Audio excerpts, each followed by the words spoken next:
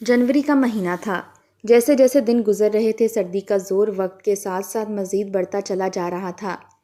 मैं बार बार बुसीदा दीवार पर लगी घड़ी को देख रही थी जहाँ रात के 7 बज चुके थे। मैंने जब कमरे से बाहर झांका तो सर्द हवा का एक झोंका मेरे वजूद को कपकपाने पर मजबूर कर गया। बाहर हल्की हल्की बारिश हो रही थी और खून जमा देने वाली सर्दी में अब ये तेज़ हवाएं। गीले जिस्म पर जब यक सर्द हवा का झोंका महसूस हो तो किस कदर ठंड और दर्द उठता है, मैं सोच भी नहीं सकती थी।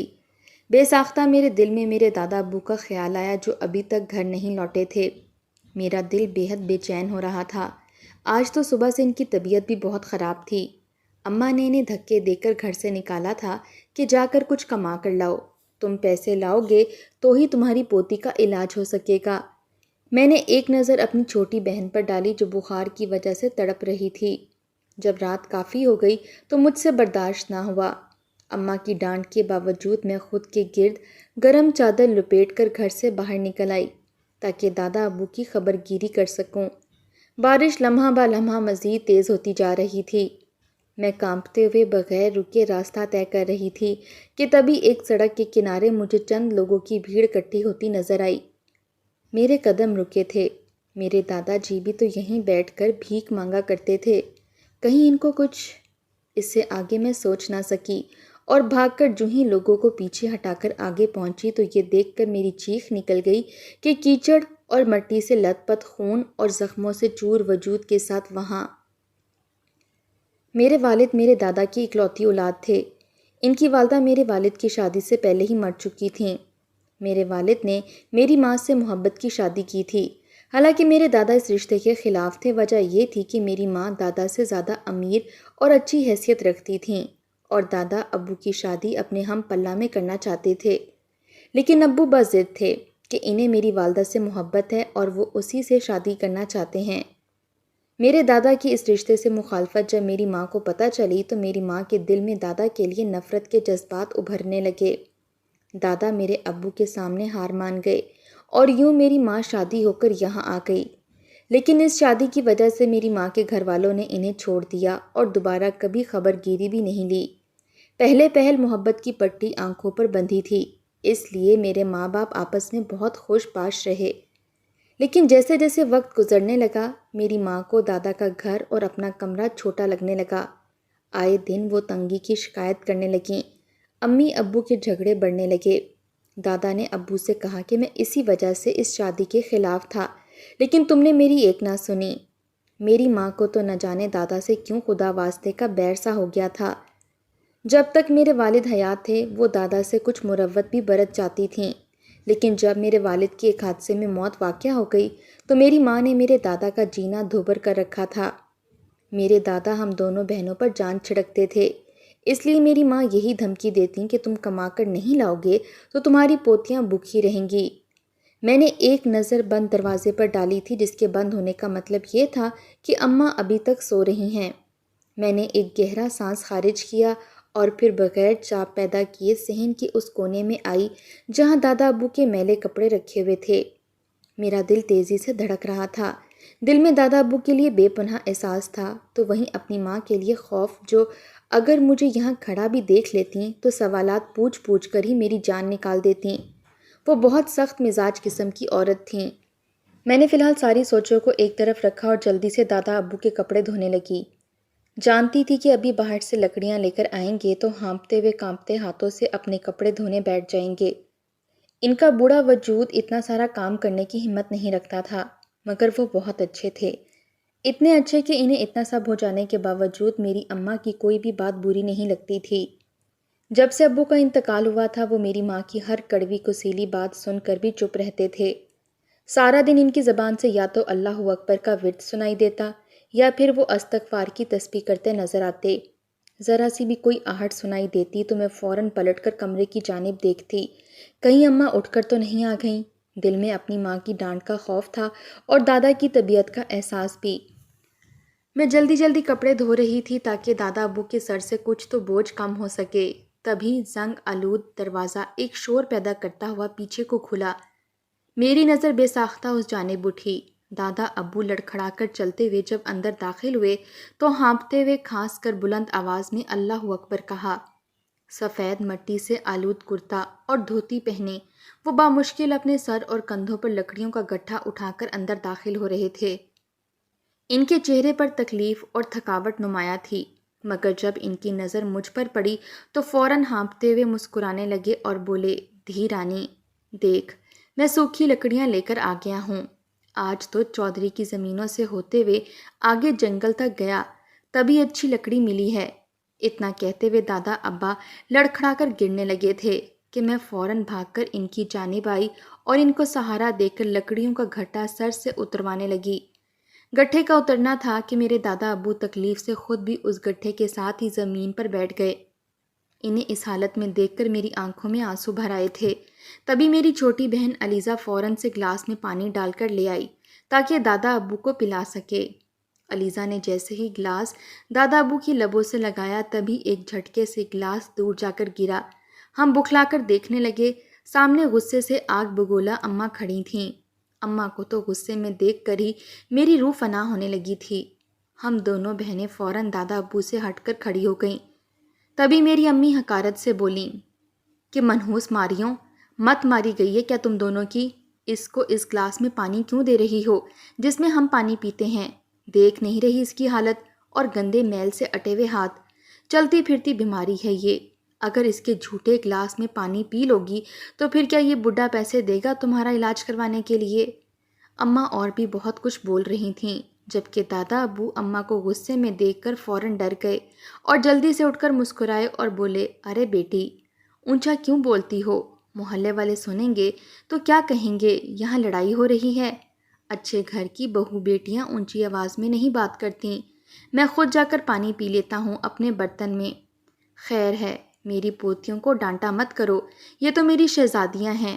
وہ امی کے طنز پر بھی مسکراتے رہتے تھے۔ ابھی بھی یہ کہہ کر میرے دادا ابو مسکراتے ہوئے درد سے کرا کر صحن میں پھولوں کی کیاری کے پاس گئے اور اپنا پرانا سا برتن اٹھا کر نلکا چلاتے ہوئے پانی نکالنے لگے۔ یہی ان کا برتن تھا جو اماں نے ان کو دے رکھا تھا۔ سالن اور پانی وہ اسی برتن میں ڈالا کرتے تھے۔ اماں ہم دونوں کو وہاں سے کھینچ کر کمرے میں لے گئیں۔ میری آنکھوں سے اس پل کئی آنسو بہہ کر گال پر آئے تھے۔ دادا کو یوں اس عمر میں اپنے کام کرتے ہوئے دیکھ کر ہم دونوں بہنوں کو بہت دکھ ہوتا تھا، مگر ہم دونوں اماں سے ڈرتی تھیں۔ ان کی موجودگی میں دادا ابو سے بات کرنا بھی ہمارے لیے مشکل تھا۔ میرے دادا پانی پی کر وہیں صحن میں دیوار کے ساتھ ٹیک لگا کر کچی زمین پر بیٹھ چکے تھے۔ وہ مسلسل کچھ ورد کر رہے تھے۔ میں جانتی تھی کہ انہوں نے صبح سے کچھ نہیں کھایا تھا، کیونکہ صبح صبح خالی پیٹ ہی اماں نے ان کو لکڑیاں لانے کے لیے بھیج دیا تھا۔ میں نے اماں سے ڈرتے ڈرتے کہا کہ دادا جی کو بھوک لگی ہے، کیا میں ان کو کھانا دے آؤں؟ مگر اماں نے مجھے کھا جانے والی نظروں سے دیکھا تو میں خاموش ہو گئی۔ جب رات ہوئی تو دادا ابو کی بھوک سے بری حالت تھی۔ اماں نے ہم سب کے لیے تازی روٹی بنائی۔ جب دادا بھی ہمارے ساتھ کھانا کھانے کے لیے آئے تو اماں نے فوراً انہیں باہر نکال دیا اور وہ دوبارہ وہیں جا کر بیٹھ گئے۔ باہر شام ہوتے ہی سردی کافی بڑھ چکی تھی، ہر سو نمی سی پھیل جاتی تھی۔ دادا ابا صحن میں بیٹھے ٹھٹر رہے تھے، جبکہ ہم نے اپنے کمرے میں انگیٹھی جلا رکھی تھی۔ اماں نے اب پھر دادا جی کو جو کھانا نہیں دیا تھا، میں نے اپنے حصے کی آدھی روٹی کھائی اور آدھی رکھ دی۔ جو ہی رات ہوئی اور اماں سونے کے لیے لیٹی تو میں نے وہ آدھی روٹی جا کر دادا ابو کو دے دی۔ ان کا پورا وجود ٹھنڈ سے اکڑ رہا تھا، کئی راتوں سے وہ یہیں باہر سو رہے تھے۔ اماں نے تو دادا کو کمبل تک نہیں دیا تھا۔ میرا جی کرتا رہتا کہ میں نرم گرم بستر پر سو رہی ہوں، جبکہ میرے دادا ابا یک سرد زمین پر بغیر کسی کمبل کے سو رہے تھے۔ میں اگر اماں کے سامنے دادا کی فکر کرتی تو اماں مجھے بھی مارتی تھیں۔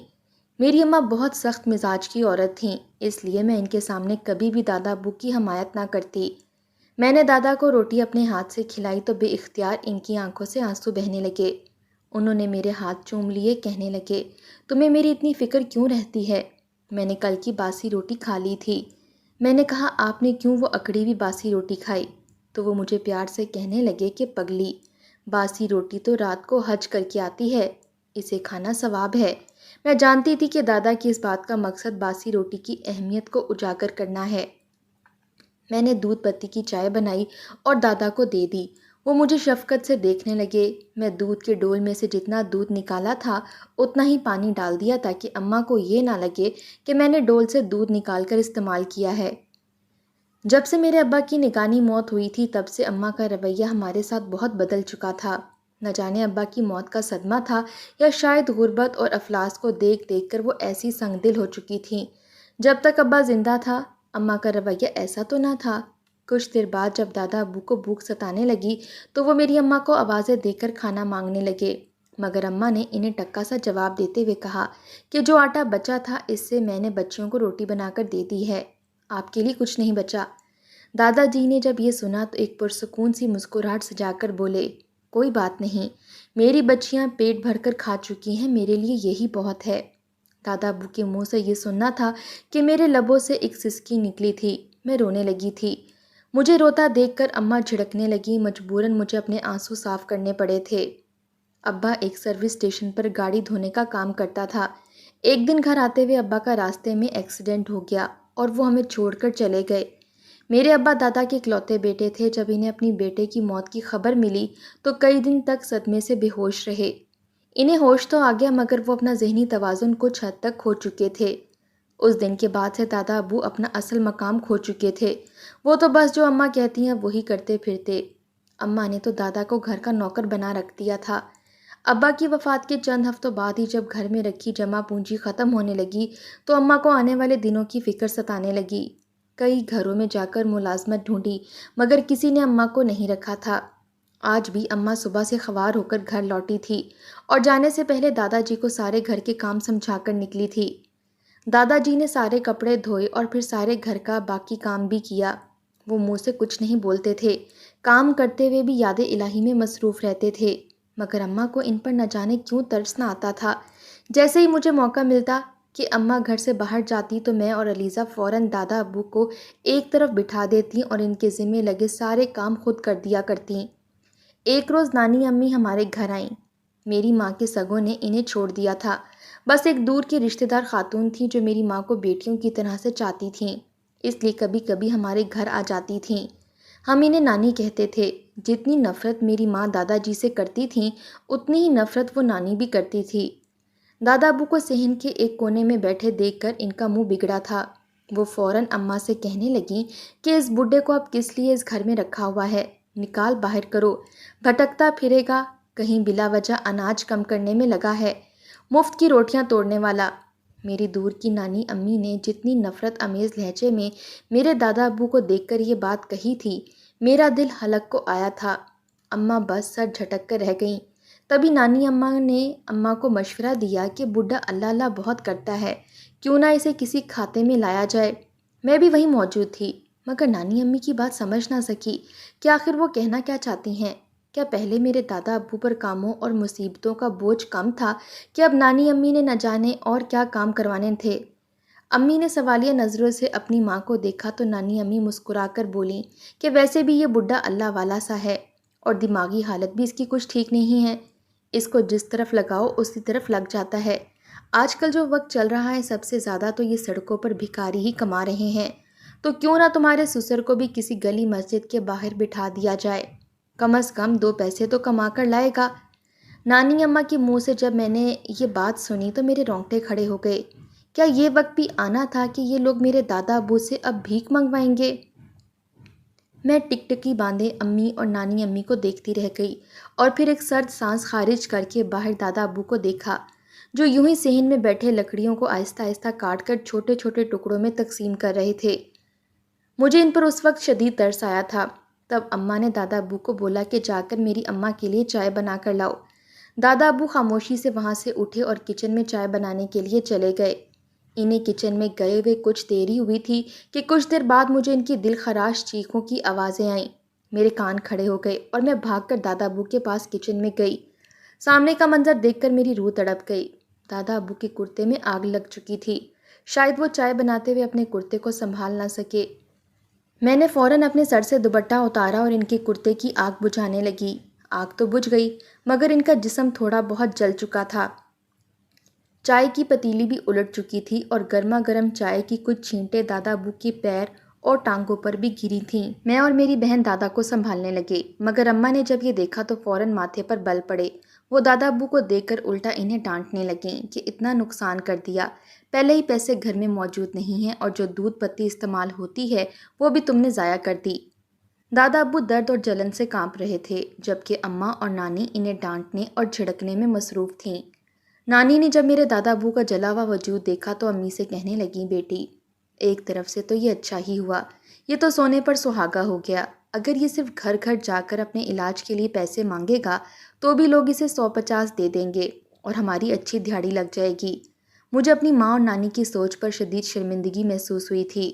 مجھے تو حیرانگی ہوتی تھی کہ نانی اماں تو خود اس عمر کے حصے میں پہنچ چکی ہیں، مگر اس کے باوجود ان کی میرے دادا ابو کے لیے یہ سوچ ہے۔ امی کے ڈانٹنے کے باوجود اس روز مجھ سے صبر نہ ہوا اور میں بہن کے ساتھ مل کر دادا ابو کے پیروں پر بنے چھالوں پر مرہم لگانے لگی۔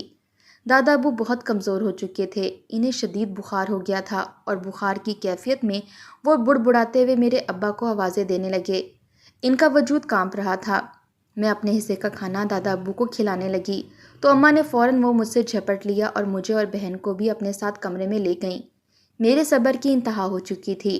میں نے اماں کو آخر کہا کہ آپ کیوں دادا ابو کے ساتھ ایسا رویہ رکھتی ہیں؟ کیوں آپ کو ان پر ترس نہیں آتا؟ وہ بوڑھے ہیں، کسی کو کچھ نہیں کہتے، اس کے باوجود آپ ان پر اتنا ظلم کیوں کرتی ہیں؟ اماں نے غصے سے مجھے دیکھا اور بولی کہ میرے پاس اتنے پیسے نہیں جو تم دونوں کے ساتھ ساتھ اس بڈھے کا بھی پیٹ پالوں۔ تمہارا باپ خود تو ساری ذمہ داریوں سے آزاد ہو کر ٹرک کے نیچے آ کر مر گیا اور میرے کندھوں پر یہ ذمہ داریوں کا بوجھ ڈال کر نکل گیا۔ اگر اس کو یہاں رہنا ہے تو کچھ کما کر بھی لائے، اگر محنت مزدوری نہیں کر سکتا تو بھیک مانگے۔ اماں ایک ہی سانس میں بفر کر کیا سے کیا بولتی چلی جا رہی تھیں۔ اس روز میرا دل شدید تنگ ہوا تھا، دل چاہا کہ اپنا منہ نوچ لوں۔ میں اپنی ماں سے مقابلہ نہیں کر سکتی تھی۔ میری چھوٹی بہن تو ویسے بھی ماں سے بہت ڈرتی تھی۔ مجھے اس رات ابا بہت یاد آئے تھے۔ آج تو ٹھنڈ بھی بہت تھی، دادا ابو کے جلے ہوئے زخم تو اس سردی سے اکڑ چکے ہوں گے، مگر اب میں مجبور تھی، آخر کیا کرتی۔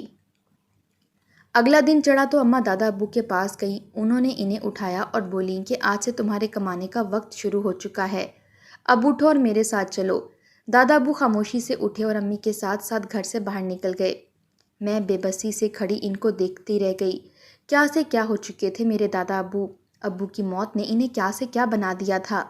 اماں انہیں لے کر ایک مین سڑک کے کنارے بٹھائیں، جہاں سے آتے جاتے لوگ انہیں دیکھ کر بھیک دیکھ سکتے تھے۔ سارا دن دادا ابو سڑک پر بیٹھے رہے اور پھر جب مغرب سے کچھ پہلے کا وقت ہوا تو اماں دوبارہ گئیں اور دادا ابو کو گھر لے آئیں۔ وہ سارا دن میرا سولی پر لٹکتے ہوئے گزرا تھا۔ دادا ابو نے تو ناشتہ صبح سے نہیں کیا تھا، نہ جانے دن میں بھی کچھ کھایا ہوگا یا نہیں۔ اماں جب دادا ابو کو گھر لائیں تو ان کی طبیعت بہت خراب ہو چکی تھی۔ ان کے پاس موجود چھوٹی سی پوٹلی میں روپے رکھے ہوئے تھے، لوگوں نے انہیں بہت سارے پیسے دیے تھے۔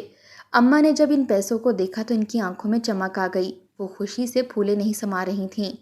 انہوں نے وہ پیسے فوراً جھپٹے اور دادا ابو سے پانی کا بھی نہ پوچھا۔ دادا ابو نے صبح سے کچھ نہیں کھایا تھا۔ جب کھانے کا وقت آیا تو اماں نے ہم سب کو کھانا دیا، مگر جب دادا ابو نے مانگا تو انہوں نے جھٹک کر باہر نکال دیا۔ میرے حلق میں اس وقت کانٹے چبھے تھے۔ میں نے اپنے حصے کی آدھی روٹی کھائی اور آدھی چھپا کر رکھ دی۔ جب رات ہوئی اور اماں سو گئیں تو وہ روٹی چھپا کر دادا ابو کو دینے کے لیے چلی گئی، مگر سامنے کا منظر دیکھ کر میرے قدم رکے۔ مجھ سے پہلے ہی میری چھوٹی بہن وہاں موجود تھی اور اپنے حصے کی آدھی روٹی کے نوالے بنا بنا کر دادا ابو کو کھلا رہی تھی۔ آج سردی شدید تھی، اس لیے دادا ابو کو کچن کے فرش پر لیٹے ہوئے بہت ٹھنڈ لگ رہی تھی۔ ہم دونوں بہنیں کتنی ہی دیر ان کے پاس بیٹھی رہیں۔ کبھی کبھی میں سوچتی کہ اس سے تو اچھا ہے کہ اللہ تعالیٰ دادا کو اپنے پاس بلا لیں، کم از کم انہیں اس طرح کی مصیبت تو نہیں جھیلنا پڑے گی۔ وہ ماں کے ظلم و ستم سے بھی بچ جائیں گے اور پھر انہیں بھوک بھی برداشت نہیں کرنا پڑے گی۔ اگلا دن چڑھا تو میرا دل بہت بے چین تھا، گھبراہٹ محسوس ہو رہی تھی۔ اماں ایک بار پھر دادا ابو کو باہر چھوڑنے چلی گئیں۔ آج ان کے جسم میں کپ کپی طاری تھی، وہ کانپ رہے تھے، بخار بھی عروج پر تھا۔ آج گھر سے جانے سے پہلے دادا ابو نے نہ جانے کیوں مگر ایک نظر بھر کر ہم دونوں بہنوں کو دیکھا تھا اور پھر پاس آ کر ماتھے پر بوسہ دیتے ہوئے گھر سے نکل گئے۔ اور اب 7 بج چکے تھے، وہ نہیں آئے تھے، اس لیے میں خود باہر نکل گئی۔ لیکن جب سڑک پر بھیڑ دیکھی تو دل دھک سے رہ گیا تھا۔